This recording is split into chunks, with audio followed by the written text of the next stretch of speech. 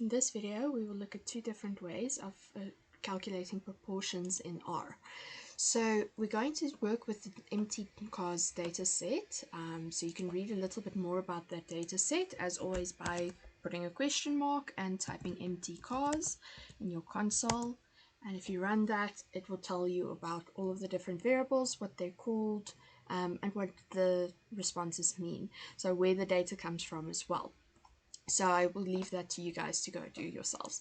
So we'll start by loading the data set, and we can see that it's appeared here in our environment.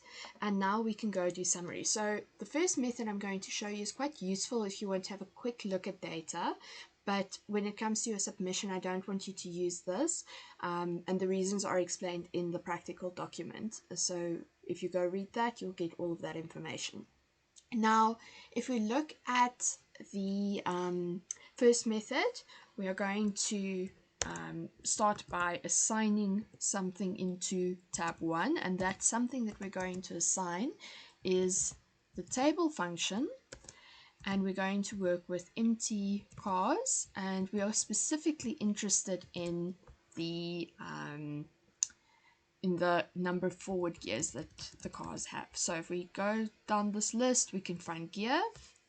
And if we run that code, you can see that all of the cars in this data set have either 3, 4, or 5 gears. 15 of them have 3 gears, 12 have 4 gears, and 5 have 5 gears. Now, the next step would be to change these to relative frequency. So maybe we want to look at it as a relative frequency or a percentage. So an easy way of doing this would just be, let's just start again by tab 2. So we're going to assign into tab 2 this time. And what we're going to assign is the values in tab 1, but we don't want those frequencies. We want the relative frequencies. And remember, to get a relative frequency, we would just have to sum all of these values. So the 15, 12, and 5, that gives us 32. So we have 32 observations. So each of these values would have to be divided by 32. But we're not going to hard code that answer in here. We are going to do something a little bit different. So we're going to just say here, let's sum the values in tab 1. And if I run that, we can get those percentages. So if we wanted to do a quick check, you can just type here 15 divided by 32, and you can see that we got to the right answer there. So it's always a good idea while you're coding, check that your answers make sense. Remember, the computer only does what you tell it to. So if you mess up, then it's on you. So next thing we might want to do is maybe just extract the number of, or the proportion of cars that have 4 forward gears. And we can see if we look at this table that it is the second value. So if I went and I typed here tab 2 and I extract the second value, so think back to the subsetting we did, then it extracts that value. It also extracts the 4, and that's one of the reasons we explain in the document that we don't prefer this method. It is, however, a really useful method if you just want to have a quick look at your data.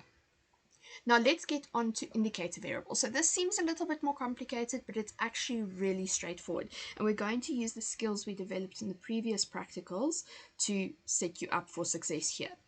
So first thing we would want to do is we would think, what are we interested in? So we'll start with an example where we're interested in the proportion of cars with 4 forward gears. We already know that the answer is going to be 0.375, but let's see if we can get there in a slightly different way. So I'm going to start by creating a vector with indicator, well, let's call it an indicator vector. And just to make it simple, I'm going to call it ind and assign into end something we've done before. So we're going to say, let's look at empty cars, and we're looking specifically at the gears, and we want to see which ones are equal to 4. So remember, in the previous practical, we also said that if you want to check a condition, you're going to put 2 equal signs there if it's an equality condition you want to check. So if we run this, then you can see that what we end up with is a vector with true and false values. So we would first want to think, does this make sense? Is this showing us what we're interested in seeing? So to check that, I'm just going to type here empty cars and go over to gear again, and let's just print that out.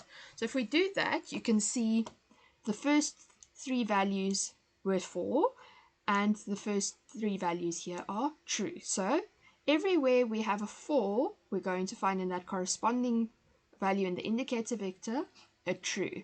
So you can see here, there we have 4 3s in a row, so we should have 4 falses. And then we go over to true again, and so on. So we can see it is doing what we're doing. Now, something to realize, and this is true in most programming languages, true is equivalent to 1 and false is equivalent to 0.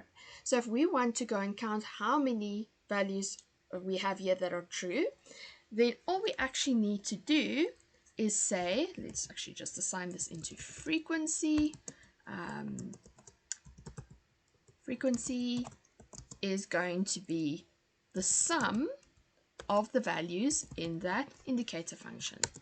So if we do that, we end up with 12. And that makes sense. If we look back to this first table we did, you can see we can use the table function to check our workings. We should have 12, and that is what we ended up with here when we sum these. So it's basically just gone and said, true is 1, false is 0. Let's sum all of those, and that tells us how many trues we have. Next, we may want to go and count how many cars we have here. And for that, we are going to assign our answer into n. And remember, these round brackets that I'm putting around everything is just so that it automatically displays in my console when I run my code. So I don't have to go and recall that object or variable and display it again. So if you are done and you're happy and you no longer want to display it every time, you can remove those brackets. It will be fine. So for this one, I'm going to use the nRow function. So you'll see there's 2 of them, and I can never remember which one it is. So whether to use lowercase or uppercase. So often I'll take a guess and see what my output is, and I found that if I use nRow, it works in some circumstances. When the capital nRow doesn't work, the lowercase one will work. So you'll see that if I use that one, let's actually maybe do that. And I said there, let's go look at empty cars, and we look at the number of gears. That's a variable we're working with, so that's going to tell us how many values we have. If we run this code, you can see we end up with null. So then we know, okay, I used the wrong nRow function. So you can go read online what the difference is. I'm not going to worry about that now, but you can see if I've now fixed that, I get 32.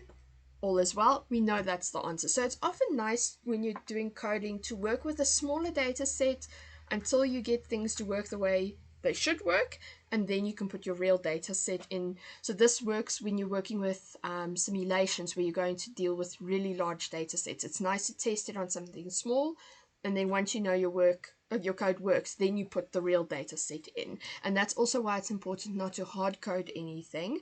So I could have just typed here n is 32, but I'm not doing that because if I replace this data set with a different data set, then I'm going to run into issues.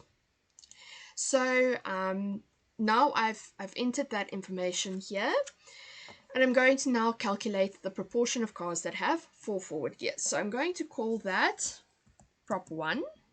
Let's put it in the round brackets just so it displays. And we can use these previous calculations that we've done. So I can now go and put in here frequency, which is my variable, divided by n. And if I do that and I run the code, we can get to the correct answer that we saw earlier.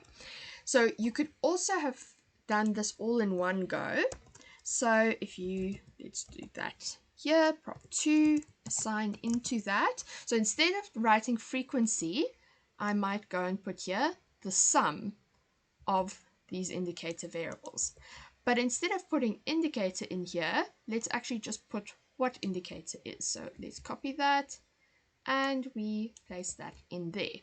So I'm going to break all of this down in one go, and then instead of dividing by this n variable that we had here, we can just take this code as well, copy it, paste it over there, And now if we run this code, you can see we get to the same answer. So you can see that I've done it in small steps just to illustrate it, and then we can go put it all together, and I can actually go delete all of this code now from my script and just have everything done in one go.